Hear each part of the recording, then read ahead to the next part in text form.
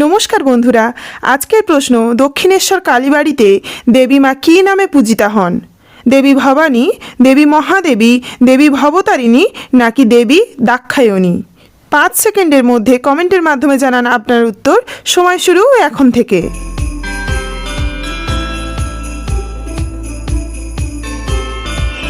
উত্তরটি হলো মা ভবতারিণী। মন্দিরটি প্রতিষ্ঠা করেছিলেন রানী রাসমণি। মন্দিরটি তৈরি হওয়া শুরু হয় 1254 বঙ্গাব্দে এবং মন্দির তৈরির কাজ শেষ হয় 1263 বঙ্গাব্দে। অর্থাৎ দক্ষিণেশ্বরের এই মন্দিরটি তৈরি হতে সময় লেগেছিল প্রায় 10 বছর।